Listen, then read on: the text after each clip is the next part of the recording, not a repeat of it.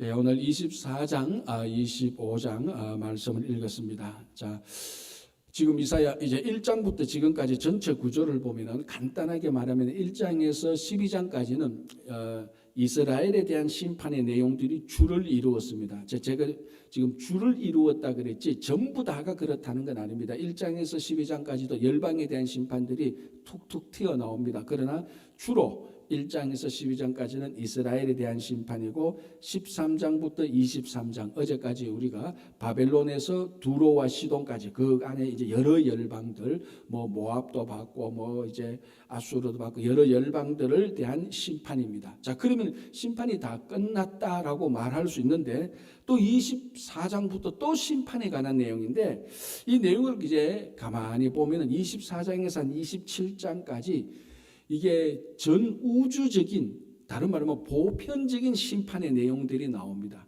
그리고 어떻게 보면은 이 1장에서 12장 이스라엘에 대한 심판, 13장에서 23장 열방에 대한 이 지구 그러니까 어떻게 보면 이 지구상에 있는 열방에 대한 심판 여기에 대한 총합적인 결론으로 24장에서 27장까지는 전 우주적인 심판 그리고 우주적인 심판 이 내용을 보면 이제 우리가 흔히 말하는 심판의 내용들 보편적인 심판의 내용들이 나타나는 겁니다.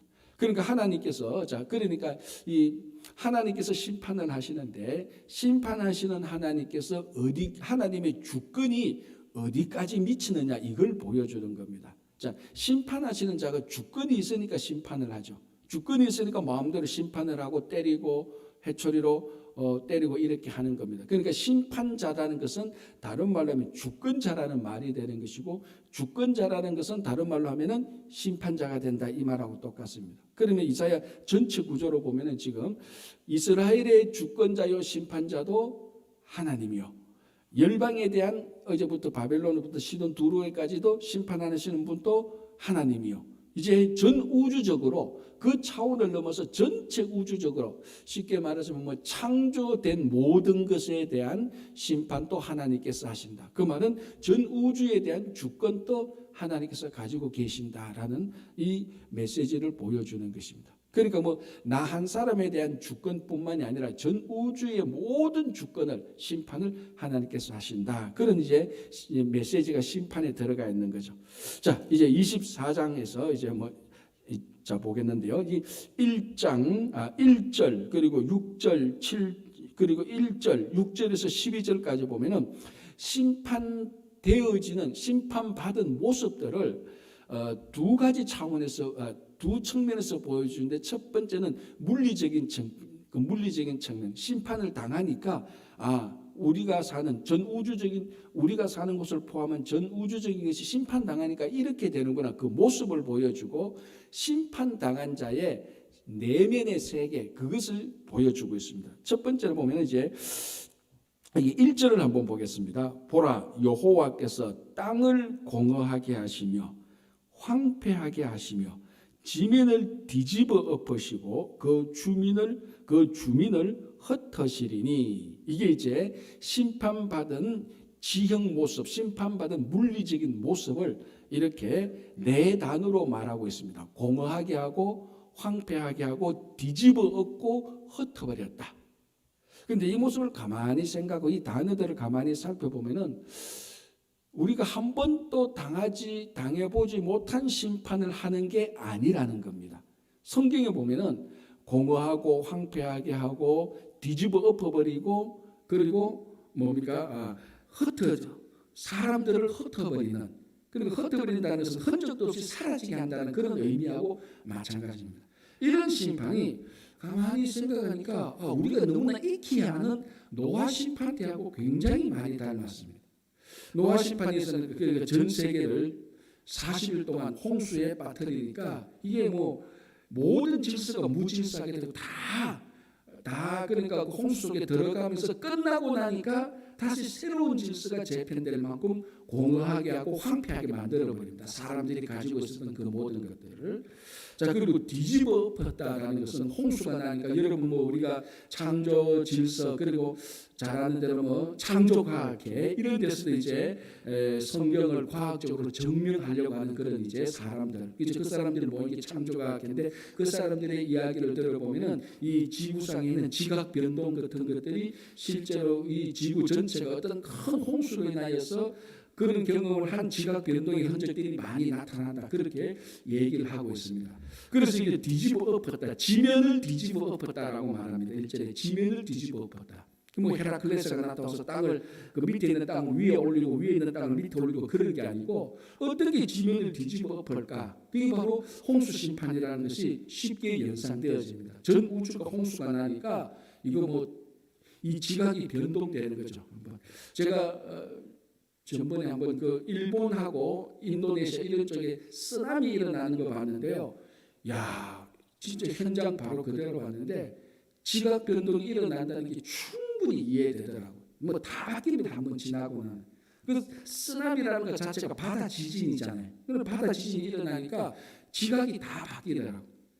노홍수 때를 우리가 얘기하는 거고 주민을 흩으셨다. 그러니까 노아 사람들, 노아 가족의 모든 사람을 다 사라지게 다 흩어버렸다라는 것입니다. 그러니까 이 전 우주적인 심판의 내용을 이미 하나님께서는 성경을 통해서 우리들에게 그런 모습들을 예표로 노아 심판을 통해서 예표로 보여주셨습니다.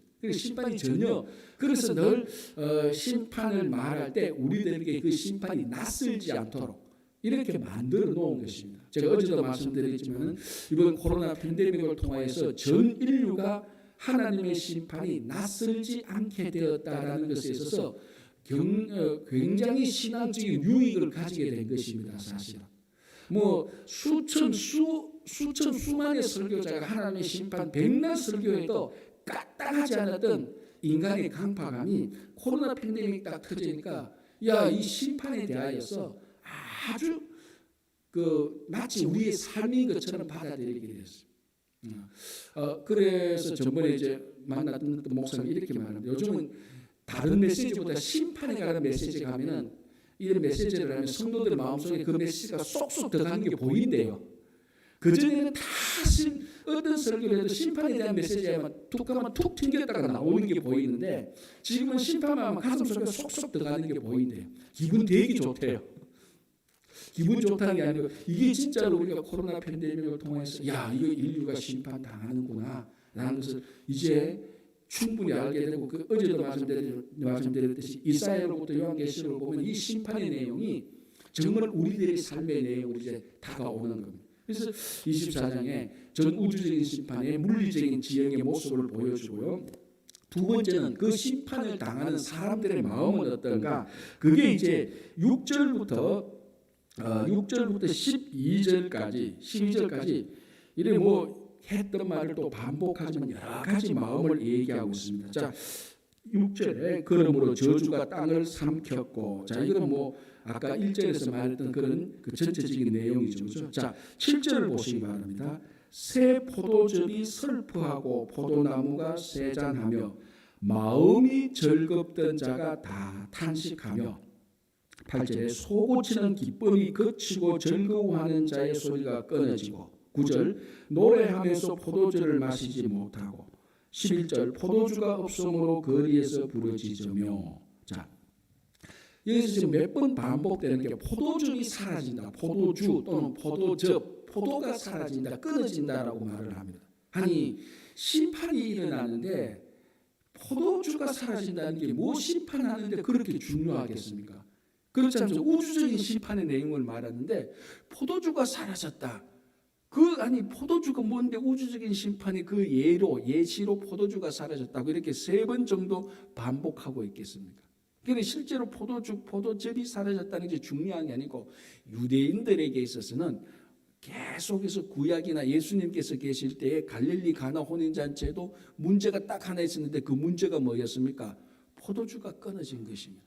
그러니까 이 포도주가 끊어졌다는 것은 자기들의 삶의 근본적인 기쁨과 즐거움이 사라졌다는 그런 의미입니다. 그래서 포도주는 기쁨의 음료죠. 기쁨의 음료. 그러니까 잔치할 때는 반드시 기쁨이 있어야 되고 그 기쁨을 주는 음료수가 바로 포도주입니다. 그러니까 전 우주적인 심판이 일어날 때는 온 인류들의 마음 속에 남아있는 기쁨과 즐거움이 하나도 없다는 겁니다. 그 심판받은 마음이라는 거예요. 저 여러분 아시다시피 현대인 가운데서 가장 많이 증가하는 병 중에 하나가 우울증이지 않습니까? 그죠? 앞으로 계속해서 많이 일어나고 이제 제가 2주 전에 신문을 보니까 우리 한국 신문에도 지금 심각하게 경종을 울리는 게 코로나 블루, 코로나 우울증. 이게 이제 우리 한인 사회에서 막 일어나고 이제 LA 그때 기사는 LA 기사를 봤는데 LA 쪽에 이제 우리 LA에는 한인 가족들 가운데서 이제 코로나 블루 현상이 나타나기 시작했다. 그게 보인다라는 그런 그 언론 기사를 봤습니다. 이제 아직 우리가 코로나가 지금 진행 중이고 이 코로나 팬데믹이 끝나고 나면 그 후유증 끝나고 난 다음에 이제 일어나는 일들이 굉장히 또 많이 또 나타날 겁니다. 우리가 하는 경제적인 피해가 얼마나 이 사이드 이펙이 얼마나 더 갈지 그 중에 하나가 지금 우리가 100% 예상하는 게 코로나 블루, 코로나 우울증 아닙니까? 우울증은 한마디로 뭡니까? 사람의 마음속에 기쁨과 즐거움이 사라진 겁니다.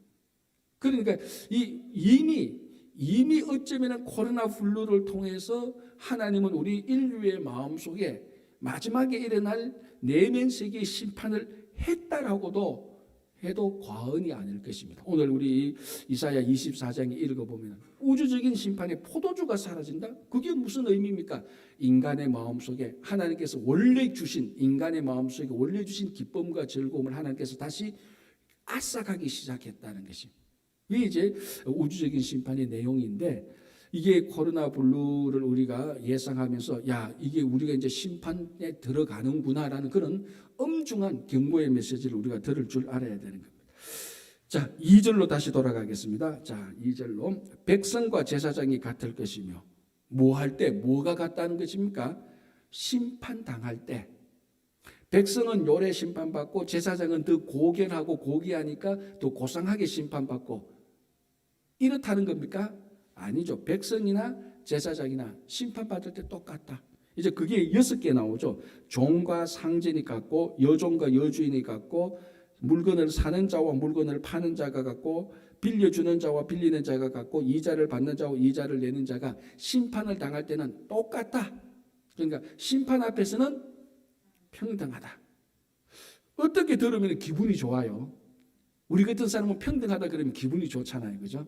늘 이제 우리 이민의 삶을 살고 뭔가 모르게 지나온 과거를 봤을 때 평등에 대한 내가 손해봤다 차별받다 그런 그런 인식이 늘 있으니까. 그런데 이 만민이 법 앞에만 평등한 게 아니고 하나님의 심판 앞에서는 평등합니다. 다 백성이라고 해서 제사장이라고 해서 다른 게 아니고 물건을 사는 자와 물건을 파는 자가 다 똑같이 심판을 당합니다. 나는 그래도 나는 그래도 착하게 살았으니까, 나는 그래도 인물이 좋으니까, 내가 세상에는 그래도 다 이렇게 사는데 하나님 앞에서는 다 똑같습니다. 제가 아까 얘기했지 않습니까? 인도네시아에서 일어나던 이 쓰나미를 보니까 10층짜리 건물이나 단층짜리 집이 있는가 쓰나미 앞에서 넘어지는 것 똑같아요. 10층짜리니까 봐주고 그거 없습니다. 똑같이 일어납니다. 그러니까 인간이 어떻게 보면요, 인간이 인간을 심판할 때는 차별이 있습니다. 거기도 그 법하고 마찬가지로 법의 결과가 심판이니까. 그러나 하나님 앞에서 심판은 평등합니다. 내가 이 땅에서 좀 잘 나갔다고 해서 많이 일을 했다고 해서 나는 심판 때 저 사람들하고 달라, 그거 없다는 겁니다. 똑같이 평등합니다. 그러니까 이 말은 무슨 말인가? 모든 사람이 똑같이 심판의 경고의 메시지를 들어야 되고 똑같은 사람이 똑같이 심판에 대한 두려움이 있어야 된다는 것입니다. 나는 좀 잘났으니까 심판에 대한 두려움을 적게 가져도 되겠지. 천만의 말씀 다 똑같다라고 얘기를 하는 것입니다. 자, 4절 볼게요. 땅이 슬퍼하고 쇠잔하며 세계가 쇠약하고 쇠잔하며 세상 백성 중에 높은 자가 쇠약함이 있는데, 여기 하나 3절 또 하나 볼게요. 땅이 온전히 공허하게 되고, 아까 1절에서도 심판받을 때 땅을 공허하게 하시며 이렇게 말씀합니다. 그러니까 심판받는 물리적인 이 대상이, 첫 번째 대상이 뭡니까? 땅이죠. 물론 여기서 이 땅은 온 우주적인 어떤 사람이 살고 있는 우주적인 공간을 얘기하기도 하지만은, 또 하나는 실제로 있는 땅을 의미하는 것입니다. 그래서 보니까 오늘 이 심판받는 물리적인 현상을 보면은 1차 심판의 대상이 땅입니다. 땅. 이 땅은 피조물의 대명사죠. 그러니까 사람이 아닌 땅. 하나님께서 창조하실 때 사람 창조하기 전에 물리적인 물리적인 것들, 그 중에 가장 중요한 피조 세계 땅. 그런데 이 땅이 제일 먼저 심판을 당하게 됩니다. 자, 여기서 말하는 심판은 잘못에 대한 결과입니다. 잘못했으니까, 하나님 앞에서 잘못했으니까, 죄를 지었으니까 그 죄에 대한 심판이 지금 일어나는 겁니다. 사람이 심판받는 것은 당연하죠. 죄를 지었으니까 심판을 당하는 겁니다. 땅이 심판을 당한다. 땅이 계속해서 공허하게 되고 황폐하게 된다. 땅이 도대체 무슨 죄를 지었습니까? 땅이 죄를 지어서 심판을 당하는 게 아니고, 땅 위에 살고 있는 사람이 죄를 지어서 그 연대적으로 공동체적으로, 온 우주 공동체적으로 땅 위에 사는 사람의 잘못으로 인해서 땅이 심판을 당하고 되는 것입니다. 그게 나중에 로마서 8장에 가면 나오는 건데, 피조물이 신음하게 됩니다. 피조물이 신음하게 되는 이유는 인간의 죄 때문입니다. 그러니까 여기서 이제 우리가 한두 가지 알 수 있는데, 첫 번째는 인간의 죄로 인해서 피조물이 신음하고 있다는 것입니다. 그래서 인간이 피조물의 심판에 대한 책임을 져야 되는 겁니다. 땅이 공허하게 되고 황폐하게 되는 것은 인간의 잘못이다라는 것을 알아야 됩니다. 그게 지금 오늘날 우리가 살아가는 삶의 모습대로 말하면 기후 환경 변화, 기후가 이만큼 지금 악화된 것은 인간의 잘못이죠. 인간이 잘못해서 환경이 악화되는 것, 이거 하나하고, 또 하나는 뭡니까? 환경과 인간이 하나로 연결되어 있다는 것입니다. 이거는 성경에서 창조 때부터 계속해서 말하는 겁니다. 사람과 환경이 분리된 게 아닙니다. 이게 무슨 소린가 하면은, 이 환경을 사람이 놓쳐버리면은 환경이 망하는 것이 아니고 누가 망하게 됩니까? 사람이 망하게 되는. 그게 팬데믹을 통해서 지금 계속해서 얘기를 하고 있고, 그래서 뭐 뉴욕시나 이런 데서 그에 대한 정책으로 만들지 않습니까? 그래서 뉴욕시도 이제 비닐봉지 사용하지 못한다. 다 그런 환경적인 거로 얘기하는데, 그게 그 모든 기초가 어디에서 나오냐? 성경의 창조론에서 나온 겁니다. 창조는 환경과 사람이 하나다. 그래서 사람이 죄를 지었기 때문에 창세기도 뭐랍니까? 사람이 아담과 하와가 죄를 짓자마자 땅에서 무슨 일이 일어납니까? 땅이 저주를 받아서 엉겅퀴를 내고. 그러니까 사람이 잘못했는데 땅이 피해를 보는 겁니다. 왜? 이게 하나가 되어 있기 때문에. 그래서 오늘도 이 심판하는데 계속해서 땅이 공허하고 황폐하게 된다. 그런데 사람이 잘못으로 땅이 심판을 받게 되는데, 나중에 그 모든 결과는 또 누구에게 되돌아갑니까? 사람에게 다시 되돌아가는 것입니다. 이게 이제 우주적인 심판의 내용을 볼 때 그런 것들이 눈에 확연하게 보이게 되는 겁니다. 자, 5절 볼까요? 그러면 심판받는 이유가 이제 나오죠. 사람이 도대체 뭘 잘못했나? 아주 간단하게 말합니다. 5절. 땅이 또한 그 주민 아래서 더럽게 되었으니, 그죠? 땅이 주민 아래서 더럽게 되었다. 땅이 자체적으로 더럽게 된 것이 아니고 사람 아래서 더럽게 되었다. 이는 그들이 땅을 말합니까? 주민들을 말합니까? 주민들이죠. 이는 주민들이 땅 위에 살고 있는 사람들이 율법을 범하며 율례를 어기며 영원한 언약을 깨뜨렸습니다. 그러므로 저주가 땅을 삼켰고라고 말합니다. 그러므로 저주가 누구를 삼켜야 됩니까? 주민들을 삼켜야 되는 거죠. 그렇죠. 자, 여기 5절 6절 가만히 보면은 땅에 살고 있는 사람들이 어떻게 해야 되고, 율례와 율법과 언약을 다 깨뜨렸습니다. 그러면 이 사람들이 저주에 삼켜져야 되는데 사람들 말고 땅이 저주를 당하게 되는. 그래서 제가 방금 말하는 것처럼 사람의 죄로 인해서 피조물이 다 저주의 영향을 받게 되는 그런 일들을 말하고 있습니다. 그럼 사람의 죄는 뭐냐? 율법을 지키지 않았고 율례를 지키지 않았고 언약을 깨뜨렸다. 사실은 뭐 같은 말이죠. 다 같은 말이에요. 물론 하나하나 학문적으로 하나하나 분리해서 볼 수 있겠지만 신앙적으로 다 똑같습니다. 간단하게 말하면 하나님의 말씀을 순종하지 않았다. 그래서 언약적인 차원에서 본다면 이 언약의 완성자인 예수 그리스도를 인류가 배척하고 무시하고 예수 그리스도를 믿지 않았다라는 말하고 사실은 같은 겁니다. 자, 우리가 성경에서 하나님께서 아담과 언약을 맺고 노아와 언약을 맺고 아브라함과 언약을 맺고 모세를 통해서 율법적인 언약을 맺고 다윗과 언약을 맺고, 그러니까 성경은 다 언약입니다. 약속입니다. 그래서 우리가 구약 신약 할 때 약은 다 언약 커버넌트, 하나님과 약속이지 않습니까? 그러니까 이 약속, 이것이 우리들의 삶에 흘러가는 가장 중요한 삶의 메인스트림이 되는 것입니다. 그렇죠? 자, 보겠습니다. 그래서 그걸 어겼다. 그러니까 그 언약이 메인스트림인데 이 모든 약속이 예수 그리스도 안에서 다 이루어지거든요. 그래서 우리가 예수 그리스도 안에 있는 자, 예수 그리스도와 함께 사는 자, 예수 그리스도에게 순종하는 자는 자동적으로 언약을 지키게 되는 것입니다. 그리고 반대로 예수 그리스도를 무시하는 자는 자동적으로 언약을 무시하게 되는 거죠. 그 결과가 심판을 받게 되는 이유가 되었다라는 겁니다. 그렇죠? 자, 그래서 12절까지 여러 가지 이제 뭐 문학적인 표현을 통해서 심판을 당하게 됩니다. 자, 13절. 세계 민족 중에 이러한 일이 있으리니, 심판당하는 내용이 있으리니 곧 감람나무를 흔듦 같고 포도를 거둔 후에 그 남은 것을 주움 같을 것이니라. 자, 어디에 밑줄을 그어야 되겠습니까? 남은 것. 그렇죠. 특이하게 이사야에서만 심판과 관련돼서 남은 것을 빠뜨리지 않습니다. 전 우주적인 심판을 다 해놓고도요, 뭐라고 말합니까? 마지막에 결론, 남은 것 말하는 것. 그래서 이사야에서 남은 자, 그 남은 자를 통하여서 하나님께서 다시 회복시킬 것이라는 메시지를 계속해서 줍니다. 자, 세계 민족 중에 이러한 일이 있으니 곧 감람나무를 흔듦 같고. 자, 이거 처음 듣는 표현입니까?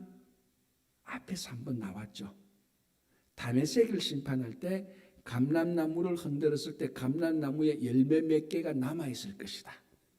열매 한 서너 개가 남아있을 것이다. 그러니까 이 감람나무를 막 흔들어버리면 열매가 다 떨어지는 게 아니고 몇 개, 아주 소수 몇 개가 남아있을 것이다. 그렇게 심판한다는 것을 다메섹에서 봤습니다. 다메섹 심판인데 그 모습 그대로 지금 여기서 말하고 있는데, 전 우주적인 심판을 내려도 심판의 결과는 감람나무를 흔듦 같고 포도를 거둔 후에 남은 것을 주움 같다.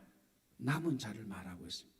그래서 이 이사야에 나타나는 전 우주적인 심판조차도 전 우주를 멸망시키는 것이 하나님의 목적이 아니라는 겁니다. 그러니까 하나님의 심판의 목적은 우리를 파괴시키는 것이 아니고 우리를 다시 회복시키려고 하는 겁니다. 이게 우리 믿는 자들에게 끝까지 희망이죠. 그래서 그 회복시키는 누구를 통하여서? 남은 자. 그것을 말하고 있는 것입니다. 그렇죠? 자, 그래서 이제 14절에서 16절 중간까지는 그 남은 자가 찬양하는 내용들이 나옵니다. 그게 14절, 15절, 16절 중간까지. 자, 여기서 남은 자가 그러면은 전 우주적인 심판을 통해서 하나님께서 남겨준 사람들의 심판의 내용, 찬양의 내용이 뭔가 하면 두 가지입니다. 14절, 무리가 소리를 높여 부를 것이며 여호와의 위엄으로 말미암아 바다에서부터 크게 외치리라. 뭘 찬양합니까? 여호와의 위엄. 그리고 두 번째는 그러므로 너희가 동방에서 여호와를 영화롭게 하며. 그러니까 전 우주적인 심판이 일어났는데 남은 자는 그 심판 가운데서 무엇을 보는가 하면은 여호와의 이 발음 잘하네. 위험이 아니고 여호와의 위엄하심, 웅장하심, 그리고 여호와의 영화로우심을 보는 겁니다. 심판을, 전 우주적인 심판을 통해서 공포와 두려움을 느끼는 게 아니고, 남은 자는, 믿음이 있는 자는 그 심판을 보면서 정말 오직 여호와 하나님만이 전 우주에 존엄하신 분이구나 라는 것을 보게 되는 겁니다.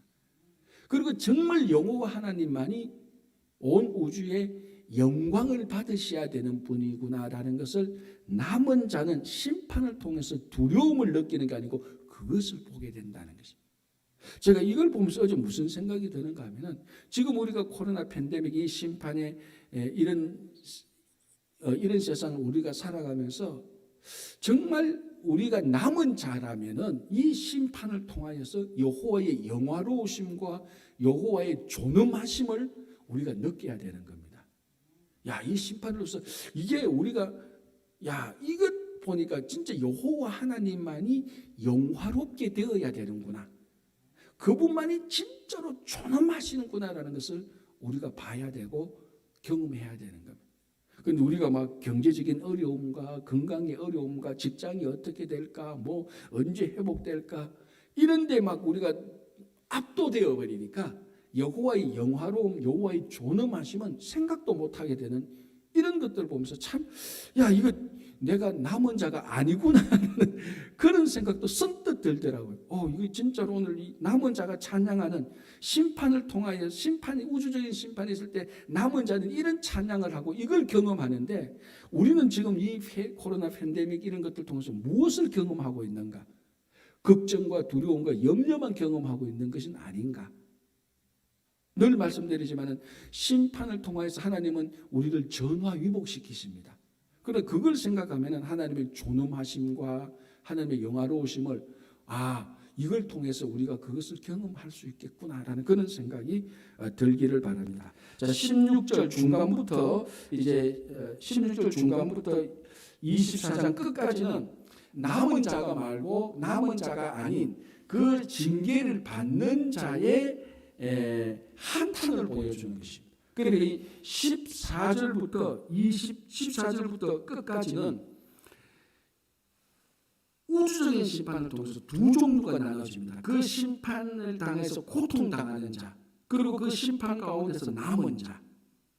그리고 이 남은 자는 14절부터 16절 중간까지 하나님의 존엄하심과 하나님의 영화로움을 찬양하는 반면에 16절 중간부터는 고통을 당한 자, 심판의 대상이 되어서 고통당하는 자가 그네들이 한탄 소리가 나오는 겁니다. 한탄 소리. 자, 보십시오. 16절 중간에 16절을 제가 읽어볼게요. 16절 중간에서 내용이 바뀌니까요. 24장 16절. 땅끝에서부터 노래하는 소리가 우리에게 들리기를 의로우신 이에게 영광을 돌리세 하도다. 요까지는 어디? 누가 말하는 것? 남은 자가 말하는 것. 그 다음부터는 고통당하는 자가 말합니다. 그러나 나는 이르기를 나는 쇠잔하였고 나는 쇠잔하였으면 내게 화가 있도다. 배신자들은 배신하고 배신자들이 크게 배신하였으므로 땅의 죽이나 두려움과 함정과 올무가 내게 있나니.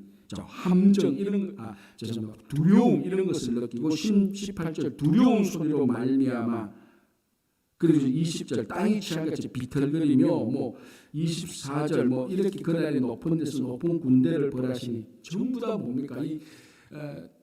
그 고통을 당하는 사람은 이 고통을 당하는 사람의 한탄 소리가 나타나는 거예요. 자, 그렇다면 다시 한번 우리 삶에 적용해서 이 코로나 팬데믹을 통하여서 우리가 한탄과 내 못 살겠다, 죽겠다, 이게 아니고 남은 자라면, 우리 상황이 객관적으로 어려울 수 있지만 이 일을 통하여서 내가 하나님의 영화로우심과 하나님의 존엄하심을 경험하게 해주실 거야. 그 기대를 가질 수 있는 것이 남은 자의 기대입니다. 세상 사람들이 코로나 팬데믹을 터지는데 세상 사람들이 말하는 한탄하는 똑같이 믿는 자들도 하는 거예요. 그러면 믿는 자들과 세상에 있는 사람들이 이 심판을 당하면서 차이가 하나도 없는 거예요. 아니, 믿음이 있는 자들은 차이가 있어야 되는데, 이 현실적인 어려움 속에서 우리가 현실적인 어려움이 있지만 이것을 통해서 우리가 하나님의 영광을 경험하실 거야. 이걸 통해서 우리가 정말로 이 전 우주의 주권자 되시는 하나님을 우리가 느끼게 될 거예요. 그런 기대와 소망을 가지는 것이 남은 자의 신앙이 되는 것입니다. 그렇죠? 자, 오늘 25장은 못하고 23절만 보겠습니다. 마지막에 이제 또 결론적인 분위기가 약간 나타나는데, 그때 다리 수치를 당하고 해가 부끄러워하니 이는 만군의 여호와께서 시온산과 예루살렘에서 왕이 되시고 그 장로들 앞에서 영광을 나타나실 것이다. 자,